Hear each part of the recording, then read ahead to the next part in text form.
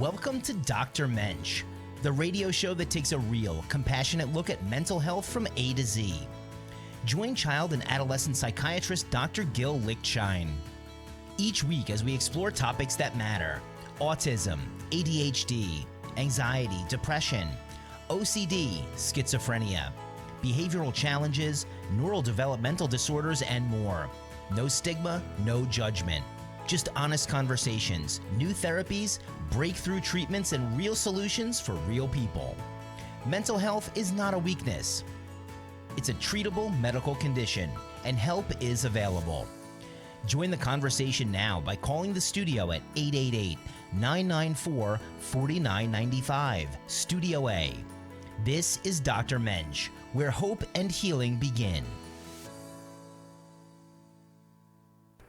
Good afternoon from sunny Boca Raton, Florida. My name is Dr. Gil Lichtshein, aka Dr. Mensch. I'm a child, adolescent, and adult psychiatrist in Boca Raton, Florida, where I have my private office at 7100 West Camino Real, Suite 404. My phone number 561-300-4052. Today's episode is going to be a little bit different. We're not going to really talk a lot about mainly mental health issues, so it's going to be a little off topic, be a more fun, laid-back show. And I have today as a guest Freddy Santory, the godfather of the studio, who's apparently been very much looking forward to being a guest. I don't know what he was to expect. I don't know, maybe he thought I would be grilling him or being like a Mossad agent, grilling captured terrorist or not. But Freddie, thank you for coming here today. Thank you for having me. We had a chance a little bit to get to know you. Tell me a little bit about yourself. Well, I've been doing production now for about 20 some odd years. Ant Media Studios is where we do what we need to do. We've been here close to 6 years, entering our 7th year as well. We have a lot of interns from all over the country coming here and help and learn what they need to learn. And sports is one of them, which is, I think, what we wanted to talk about. Yeah, is sports. Especially that the Super Bowl is upon us on Sunday. Kind of sad because that means there'll be no more football, till training camp, July and August. Yeah, but then you have baseball. Although, right, hockey, pitchers and catchers start reporting baseball like at the end of next week. That's right. And then we do have, although the hockey is going to be on a 3-week hiatus for the Winter Olympics. Yeah, that is so strange the way they do things. Tournaments. Basketball, I can't really, I can't stomach basketball with all the, it's become too political. So I kind of wait till maybe the NBA Finals and catch some interest. Although we have, what is it, the XFL or the UFL, whatever, you got a whole bunch of spring stuff. football league that's, I think, starting at the end of February. So it's kind of like minor league football, but at least we could see some football, until we get our fill of pro and college football in August. Isn't it amazing that an 18-week schedule has so much attention? And they purposely, I remember when the league used to have 16 or 15 14 games, back right? in the 70s. Yeah, 14. I remember 14 game schedule. And then they have the preseason, which is 4 games, which I hear they're going to get rid of as well. Now the Pro Bowl is a flag football game. What is that? I think it was yesterday. I didn't even know if it was. It was a disaster. Nobody watched it. I just saw it on ESPN today. Oh, the NFC beat the AFC in the Pro Bowl. I'm like, I didn't even know if it was yesterday. It was flag. Flag it was unbelievable. So, we have here some, helmets here, at least commemorating our 2 favorite teams that both suck. If you're a New York sports fan in football, we're kind of in a pretty down, time where both teams this year, I believe, combined record was 7-27. And he's holding up helmets that say the Giants and the Jets. And at least, if you're a Giants fan, we have to look forward to John Harbaugh. The Jets. We got forward to look at the next draft because they're going to blow this one too. Right. So for a Jet fan, I would say let's look forward to 2027. 28. Where if the Jets tank this year, which they should, we can get Arch Manning with the #1 pick, And then with the second first-round pick that we have from trading Sauce Gardner and Quinnen Williams, getting Jeremiah Smith, the wide receiver from Ohio State. So that's wishful thinking for next year. At least the Giants have Jackson Dart. They have some. They're competitive. I think they'll be maybe more competitive this year with John Harbaugh as the coach. He's a good coach, yeah. So, but the draft this year is it's only a Jet fan that would be the second pick in the draft and have nobody that they want as a quarterback. They got nobody. Although, watch it. Although, by all means, they should probably draft like Rivalries, the edge rusher from Ohio State, or Reuben Bain, the edge rusher from Miami. But watch it, they'll wind up drafting Ty Simpson or Carson Beck or Drew Allar and be like, what the hell are the Jets doing? They're going to draft Bill Jones, the kicker. Maybe they'll of nowhere. Yeah, exactly. Because they messed things up. Now, they're probably going to trade the pick. This is why Jet football never makes any sense. Well, not this past year, but the 2024 season, the only Dolphin game I go is every year when they play the Jets. So last in 2024, I believe the Jets lost, I think, 30-0 at Dolphins at Hard Rock Stadium. My close friend and I are leaving. We were in a club section. We're leaving our seats. We walk by a box, and who walks out the door? Woody Johnson, the owner of the Jets. My friend Andrew knows Woody, so Mr. Johnson recognized Andrew, and Andrew introduced Woody to me, and I'm like, yeah, I'm a diehard Jets fan. But I said, Mr. Johnson,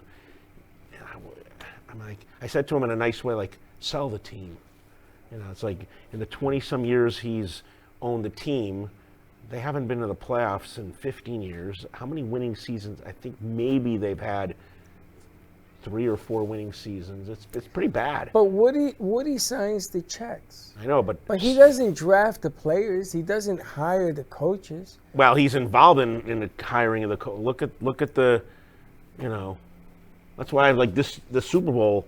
Even though Tom Brady and Bill Belichick are no longer with the Patriots, I have to say the New York Jets have a direct responsibility, or cause and effect. Like, the Jets really are to be thanked, or should be thanked eternally by Patriots fans for bringing about the Patriots dynasty, because first you had Bill Belichick resign as coach of the Jets to become head coach of the Patriots, and then a year and a half later in a Monday night game against the Patriots, Mo Lewis whacks Drew Bledsoe, injures him, and who comes in? Tom Brady, and the rest is history. Yeah, but Brady was what, the 256th? Yeah, he was pick? Like 7th round, right? He was. I remember him when he played college at Michigan. He was, I think, who else was he? I don't remember even. I think he wasn't even the starter. I don't remember who the starter for Michigan was. This was under Lloyd Carr. He wasn't He was nobody. He was a nobody, and he's the GOAT. But the funny thing about having Brady come up, at that number, they could have drafted me to be a quarterback. But the funny thing is that the scheme that they ran for years works. And nobody could figure out the scheme because the receivers changed the scheme at the line. And that's a secret that it's going to go to the grave with him. He gave away a secret on a football game one night about the weather, about how you hold a football, how you throw a football in snowy and windy conditions. Oh, it's a Chicago game that he did. And he took his hand and he turned it to the side. Now, if you can throw a football like this, now you got to go from here to here. If you could throw a football turning the hand to the side, I know that on radio you can't see me, it's very difficult. You got to have big hands to be able to do that. Yeah. But that's why he could play in windy conditions and everything else. The problem is that the scheme they have, the talent, you didn't need a lot of talent. You just needed to be there, show up, and be accurate. And he's one of the most accurate people. He plays catch with the wheels. When they throw the football for punters and stuff, it's 2 wheels that turn. He plays catch with that from 30 yards. He throws it at it. The thing catches it and shoots it back to him. Wow. That's impossible. Yeah. What human being can do something like that? So, but Sunday is going to be a great game because you got a lot of Jets in there. You got Sam Arnold in there. Yeah, so that's why I'm rooting for the Seahawks, because to see Sam Darnold getting discarded by the Jets.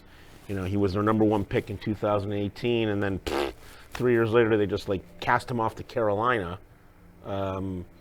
It's nice to see him kind of being I don't want to say he was a laughingstock with the Jets, but he was nothing more than mediocre.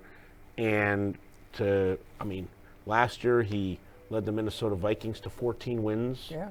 And they just let him go for the rookie, J.J. McCarthy. And I think Justin Jefferson came out the other day saying, yeah, we kind of made a mistake in letting Sam Darnold go. Yep. And then this year statistic-wise, he did have, I think, 15 turnovers. It wasn't like his best statistically, but led Seattle to the best record in football, or tied for the best record in football. They have a good defense. So. And he's now starting quarterback in the Super Bowl. Yep. Not bad. Now, you know that the Patriots side, Vrabel, is that his name? Yeah. He played with Brady. Yep. The system they're using is the same system that he learned from Brady. And once again, here they are. And it's successful. It's that short passing game. Yep. They have the formula written down. And Brady knows it. Brady knows what he's doing, what the coach is doing. So I'm rooting for them, not because I like them, but because I want to show that a system, I want it to happen, a system does work. The defense in Seattle is dangerous. Well, New England's defense is pretty darn good, too. Pretty darn good. Yeah, but let's see if Brady can employ. Okay, Brady is being a minority owner of the Oakland Raiders, the Las Vegas Raiders. Yeah. Can he, let's see how successful he can be in seeing if he could implement the system in Vegas, because the Raiders are, maybe neck and neck or coming close to ineptitude as the Jets. But let me ask you a question. You're the head coach of Vegas. Who's the head coach there? They just who did they just hire? They're bringing somebody in. They brought they just hired him the other day. It just escapes me. Okay, so that guy comes in, and you're Brady. Are you going to tell your coach, take a seat, and let me show this team how to win? Can't do that. No. See, the problem is, it's like Michael Jordan, the one of the greatest basketball players I've ever seen. The greatest. The greatest. I'm going to get people writing into me all the time because of LeBron. But Michael can't coach his team to that greatness. He can't do it because he hires somebody to run the team. You can't go in there and say, let me show you how it's done. Can you imagine the mutiny? It would be hilarious. So you can't even do it in that direction. The psychology of what's happening in the NFL when you're a great one, when you're the great one, you got so much pressure. I don't even know why he got involved as an ownership in football. Because, the only thing that's going to happen is they win, and they're going to say this whole thing is fixed. Because he was the greatest. And I saw Rodgers. I saw Namath. I saw Bart Starr. I saw some of the great quarterbacks in the game. And I know that the players have changed, but the game has gotten faster. Oh, yeah. And more dangerous. It's hard to compare. You look at, if you're talking about Namath, look at his career stats. He was barely a 50% completion rate. Again, the game in the late 60s to mid 70s is very different than it is today. Well, just like same in basketball. And the comparison, is Michael Jordan the greatest or LeBron? First of all, they play two different positions. But secondly, the era that LeBron's playing in is different. Jordan played in an era with, the bad boys of Detroit, the Knicks of the early 90s. You basically, I still remember, I don't know if it was the 85 or 84 NBA Finals where Kevin McHale clotheslined Kurt Rambis. Yes. And he was not, and McHale wasn't even ejected. I think he got a foul, and that was it. I remember. On that note, we're going to take a brief commercial break, and we'll be right back. What happens when the mind of a healer crosses over into the darkness of the human soul? From authors David Icovetti, Dr. Gil Lichtshein, and Yolanda DeLuca comes a chilling psychological thriller, Dr. Mensch, A Prescription for Evil. This gripping novel follows a respected Boca Raton psychiatrist who secretly descends into madness, transforming into a modern-day king of the underworld. Inspired by true events and Dr. Gil's childhood connection to a mob family, this story blurs the line between sanity and evil, genius and destruction. Unforgettable, disturbing, impossible to put down. Get your copy today on Amazon.com. Dr. Mensch, A Prescription for Evil, a 2020 psychological crime thriller. You're listening to Dr. Mensch with child and adolescent psychiatrist Dr. Gil Lichtshein. For a copy of his powerful new book, Dr. Mensch's Prescription for Evil, visit Amazon.com. For more information or to schedule a consultation, contact Dr. Gil directly at 561-300-4052 or visit docgil.com. Now, let's get back to the show. Hello there, Dr. Gil Lichtshein, aka Dr. Mensch, back here with Freddy Santory, where we're actually talking about sports. Yes. You like the commercials on the Super Bowl? I do. Do you watch the commercials? I do watch the commercials, although you got a little bit of a flavor with one commercial with Ben Stiller.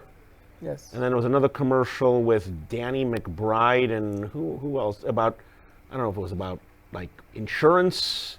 It's Danny McBride and somebody. So I'm not going to be really tuning into the halftime show because of Bad Bunny. Bad Bunny, and it's I'm basing it on the Grammys. I didn't watch the Grammys because I know it's going to be all political. And when you have these musicians who are like, oh, this and that, like, Ricky Gervais said, like, people, stick your entertainers, get your award, and acknowledge and thank the voters or whoever for your award. You want to talk politics, do it in a different forum. Yeah. That's not what it's meant for. And same thing with the Super Bowl. It's like Bad Bunny. You don't like President Trump? That's fine. Don't use the Super Bowl as your agenda to say F ICE or F Trump and sing songs that criticize the president. That's inappropriate. But you saw all the other Super Bowls, they were all putting up political slogans. There was stuff going on. This has been going on I know. I mean, the one political, like back in the Super Bowl, and I think it was the first Super Bowl that the Patriots won against the Rams. You had U2. Yeah. I still remember that after 9/11, that it wasn't political. They were memorializing all the victims. And I remember Bono, opening up his little leather jacket with a U.S. flag. I mean, to me, that was the greatest. That was the greatest Super Bowl halftime show ever. No, the greatest one was when Michael Jackson's sister and JT, Justin Timberlake, and he ripped her clothes off. And Janet Jackson and the wardrobe malfunction. The wardrobe malfunction. That one had more hits. I mean, I also remember the Super Bowl with Peyton Manning winning his first Super Bowl against the Chicago Bears, and it was down here in Miami, and Prince. That was a great halftime with Prince. I think Prince has been dead for 10 years. Yeah. So I think that was like 20 years ago, but that was a great halftime show. But I mean, I do like the commercials. I'm not going to watch the halftime There's show. going to be a commercial, Hellman's Mayonnaise, that you have to look out for. Okay. I saw it today. It was hilarious.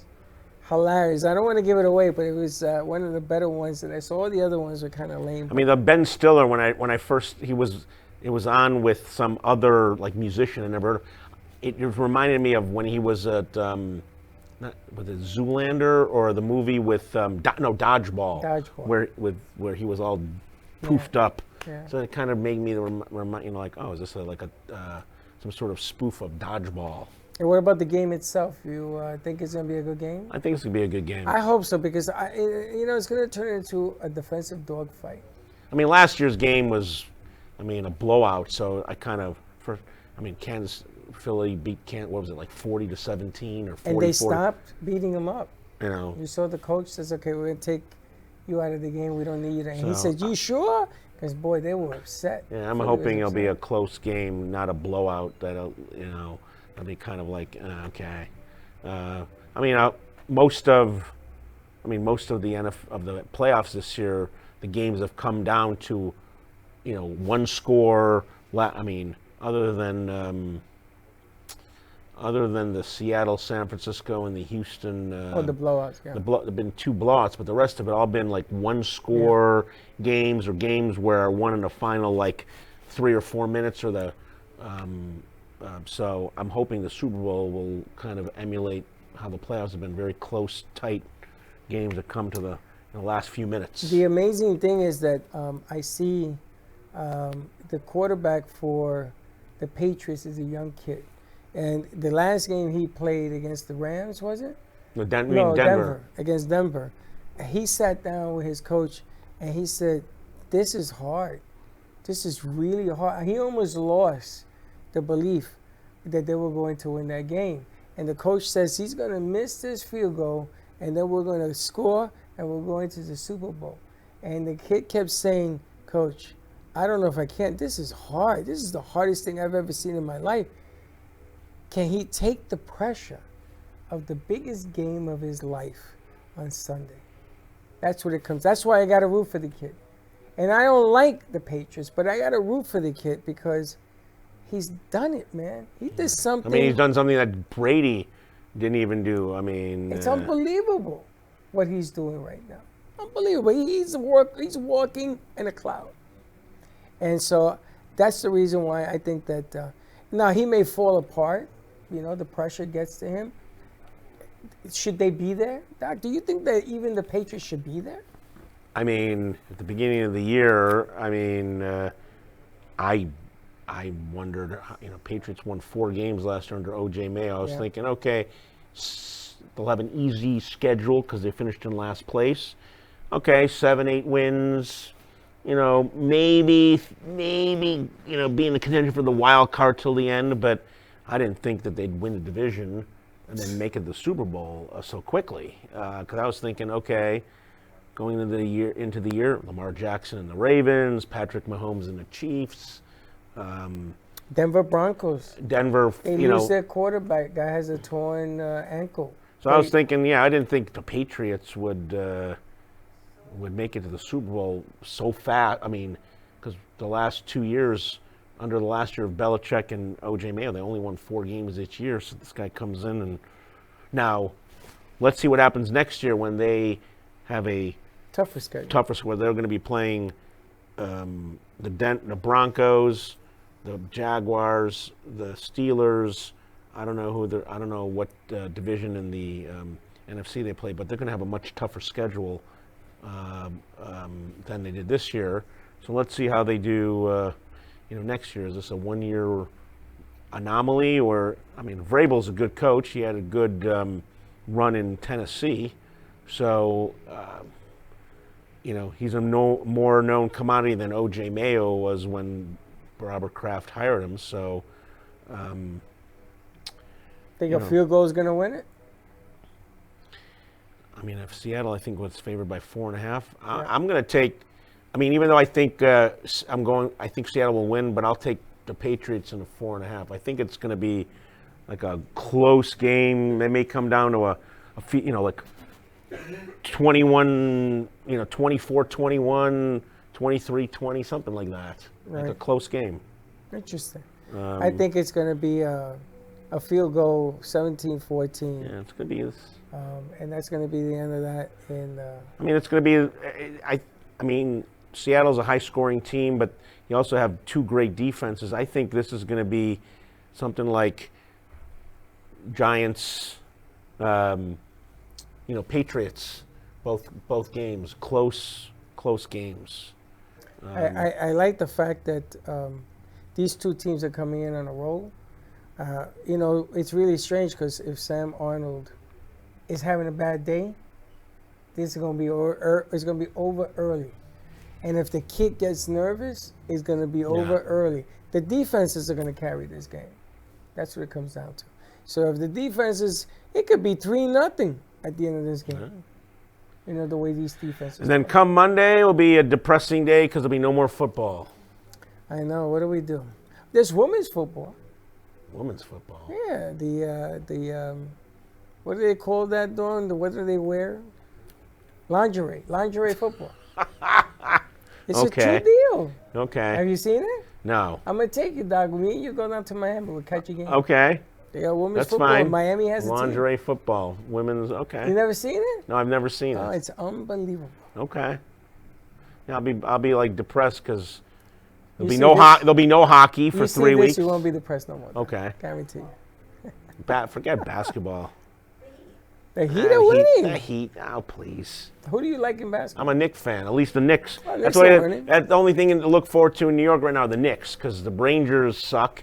The Rangers are in last place. They're in a Rangers rebuild. are just having. It's the Knicks. The Rangers So- destroyed their team.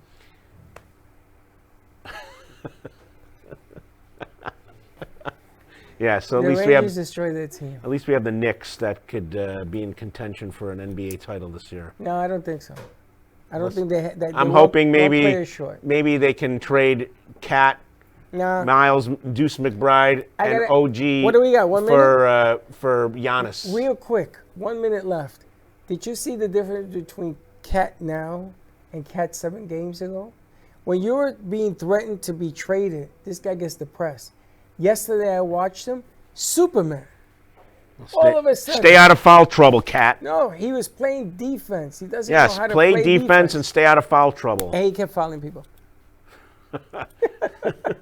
Well, thank you very much for All right, an buddy. entertaining episode. Thank you. A little bit different than usual. This is Dr. Gil Lichtshein, a.k.a. Dr. Mensch.